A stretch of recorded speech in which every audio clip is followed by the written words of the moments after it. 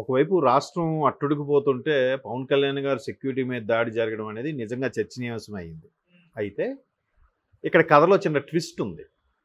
పవన్ కళ్యాణ్ గారి వ్యక్తిగత security guard ఎవడైతే ఉన్నాడో భద్రతా సిబ్బంది ప్రైవేటు సేన ఉంటారు కదా, కొంతమంది మన బౌన్సర్లు అంటారు ఆ టైప్.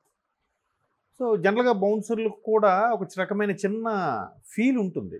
వాళ్ళు హైటు వెయిట్లుగా ఉంటారు, మనల్ని ఎవడో ఆపేది, పైగా మంచి జిమ్ చేస్తారు బాడీ బిల్డర్స్, ఎవరినైనా కొట్టేద్దాంరా, మనల్ని ఎవడు కొడతాడు తిరిగి కొట్టేద్దాం అని హీరోలా ఫీల్ అవుతుంటారు మ్యాక్సిమం. మీరు అబ్జర్వ్ చేయండి, హీరోలు హీరోయిన్ల కన్నా చుట్టుపక్కల వీళ్ళే హడావుడి ఎక్కువ ఉంటుంది మీరు అబ్జర్వ్ చేస్తే. మనకు చాలా సినిమాలో కామెడీగా కూడా చూపిస్తుంటారు, ఆ నాయకుడు కానీ జరుగు జరుగు జరుగు పక్క పక్కన వచ్చి జరుగు అన్నట్టుగా వీళ్ళు హడావుడి చేస్తుంటారు. సో కొంతమందికి వాళ్ళు ఎక్కడైతే నివసిస్తుంటారో స్థానికంగా ఉండే వాళ్ళకి కొద్దిగా ఇబ్బందిగా అనిపిస్తుంది. అబ్బా ఈ పవన్ కళ్యాణ్ గారి సెక్యూరిటీ గార్డు కానీ ఈడే పవన్ కళ్యాణ్లో ఫీల్ అయిపోతున్నాడు రా అనేవాళ్ళు ఉంటారు. లేదు ఏమ్మా వీడికి ఏదో ఒకటి కెలికే వాళ్ళు ఉంటారు. మొత్తానికి వెంకట గారికి కెలకడం ఏదో చేసినట్టుగా ఉన్నారు.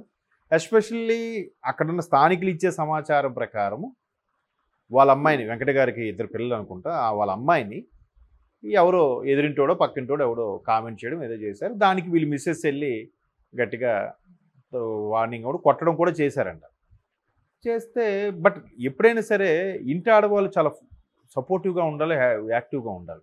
మగవాళ్ళు ప్రతిసారి ఇది అవ్వలేరు. ఆడవాళ్ళు గట్టిగా తగులుకుంటే ఎవడైనా నోరు మూసేస్తాడు, ప్రతిఘటించాలి ప్రతి ఆడది కూడా, అది మంచి విషయమే. సో ఆవిడకు పెట్టించి తర్వాత వీళ్ళు ఇంట్లో లేని సందర్భంలో ఏదో మొత్తానికి రాళ్లతోని ఇటుక బెడ్లతోని కర్రలతో కూడా అటాక్ చేశారు. సీసీ కెమెరాలు ఉంటే అవి కూడా ధ్వంసం చేసేసారంట. ఆయన మరి పర్సనల్ సెక్యూరిటీ గార్డు కాబట్టి కొంచెం జీతభత్యాలు కూడా బాగానే ఉంటాయి కదా పవన్ కళ్యాణ్ గారు ఇదంటే. సో మొత్తానికి అవన్నీ ధ్వంసం చేయడం ఇష్యూ నడుస్తుంది. ఇంకా ఆయన ఎప్పుడు కూడా ఉండలేడు కదా, పవన్ కళ్యాణ్ గారితో ఉంటాడు కాబట్టి ఇక్కడ ఇంటి భద్రత చూసుకోలేడు కాబట్టి దీని మీద మొత్తం మీద సీరియస్గా తీసుకొని ఇబ్బంది పడడం ఎందుకని ఆయన పోలీసులకి ఫిర్యాదు చేయడం జరిగింది. పోలీసులకు ఫిర్యాదు కూడా చేశారు. మొత్తానికి ఇప్పుడు కేసు టేకప్ చేసి విచారించారు. మ్యాక్సిమం పోలీసులు కౌన్సిలింగ్ చేస్తారు. ఎందుకు అసలు ఏం జరిగింది, ఎందుకు కామెంట్ చేస్తాం, ఒకవేళ తప్పు వాడుతుంటే ఖచ్చితంగా 2 క్లాస్ పీకుతారు, 2 అవసరమైతే కొడతారు కూడా, 2 తగిలిస్తారు. ఎందుకంటే అమ్మాయి విషయంలో కాబట్టి. ఇవాళ రేపు నిర్భయ విషయాలు కఠినంగా ఉన్న నేపథ్యంలో ఇట్లా జరుగుతున్నాయి.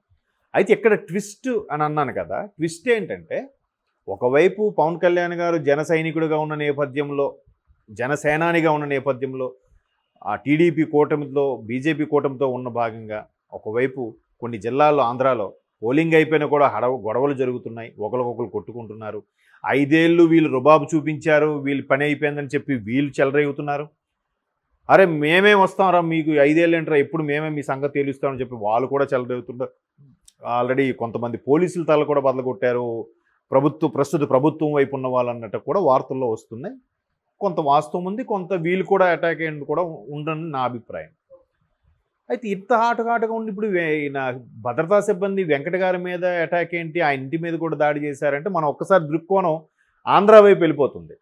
తీరా అక్కడ మెలిక ఏంటంటే అది జరిగిన ఘటన ఇక్కడ హైదరాబాద్ మీర్పేటలో ఉంటాడు ఆయన, ఆ వెంకట అనే వ్యక్తి. ఎక్కడ ఆ పొరిగింట్లోనూ ఎదురింట్లోనూ ఇచ్చిన ఘటన అది మొత్తం మీద ఎందుకులే ఇష్యూ పెద్దది చేసుకోవడం. పైగా ఏది జరిగినా పవన్ కళ్యాణ్ గారు సెక్యూరిటీ గార్డు, మరి అసలు అతను వెంకట పేరు రాదు. ఇంకా పవన్ కళ్యాణ్ వ్యక్తిగత సిబ్బంది, పవన్ కళ్యాణ్ భద్రతా సిబ్బంది ఇట్లా జులుం ప్రదర్శిస్తున్నారు లేదా ఇలా జరిగింది అన్నీ ఆయన పేరే వాడుకుంటారు. జనరల్గా ఒక సంస్థలో పనిచేస్తున్న ఉద్యోగి ఆ మధ్యన హైటెక్ సిటీలో కూడా చూసారా, ఒక అమ్మాయికి ఏదో అరెస్ట్ చేసిన అమ్మాయి సూసైడ్ చేసుకుంటే ఆ అమ్మాయి కన్నా ఆ అమ్మాయి పనిచేస్తున్న కంపెనీ పేరు ఎక్కువగా ట్రోల్స్ అయింది. పలానా కంపెనీలు చేస్తున్నాయి, కంపెనీకి బ్యాడ్ రిమార్క్ వస్తుంది. అలాగే ఇక్కడ కూడా ఆయన ఏదో పర్సనల్గా వాళ్ళ అమ్మాయికి అన్నారని వాళ్ళు మిస్సెస్ వాళ్ళు గొడవ పెట్టుకున్నారు, పోలీస్ కంప్లైంట్ చేస్తున్నారు, అంతా బాగుంది. కానీ పవన్ కళ్యాణ్ గారు సెక్యూరిటీ మీద దాడి, పవన్ కళ్యాణ్ సెక్యూరిటీ మీద జులుం ఇట్లాంటివన్నీ వస్తున్నాయి. కానీ ఇక్కడ హైదరాబాద్ మీర్పేటలో ఉంటున్నాడంట. ఆ మీర్పేట పిఎస్లో కంప్లైంట్ చేశారు. అది అసలు ట్విస్ట్. కానీ జనాలందరూ ఏమనుకుంటున్నారంటే పవన్ కళ్యాణ్ గారి వ్యక్తిగత సిబ్బంది మీద దాడి అంటే ఇది ఇక్కడ ఆంధ్రాలో ఆల్రెడీ పవన్ కళ్యాణ్ మీద అటాక్ చేయడానికి వచ్చే ఉంటారు. సో అందుకు ఈయన అడ్డుకోవడం వల్ల ఈయనకి దెబ్బలు తగిలే వెంటనే ఇంకోటి కదల్లేస్తాడు. ఇవాళ రేపు సోషల్ మీడియాలో ఎలా ఉందంటే అదిగో పుల్లంటే ఇదిగో తోక అంటాడు, అది కనబడకపోయినా కూడా. సో అక్కడ పవన్ కళ్యాణ్ గారి వ్యక్తిగత సిబ్బంది కూడా అవరే అవునన్న సెక్యూరిటీ గార్డ్ మీద అటాక్ అయిందంటరా అంటే అన్న కొట్టడానికి వచ్చి ఉంటాడు, వీడు అడ్డుకున్నాడు, వీళ్ళు కొట్టేశారేమోరా అనేది తీసేసి కొట్టేశారని రాస్తాడు ఒకడు. ఇది ఆ నోట ఈ నోట అలా స్ప్రెడ్ ఏమవుతుంది, ఇంకా పవన్ కళ్యాణ్ వ్యక్తిగత సిబ్బందికి కొట్టేశారు, next Pawan Kalyan target, next Pawan Kalyan మీద అటాక్ చేస్తారు, రాష్ట్రం అసలు ఎటుపోయింది, పోలీసులు ఎక్కడున్నారు, ఎక్కడ పట్టించుకున్నారు, ఎలక్షన్ కమిషన్ కంప్లైంట్ చేస్తాం, ఇవన్నీ వస్తాయి.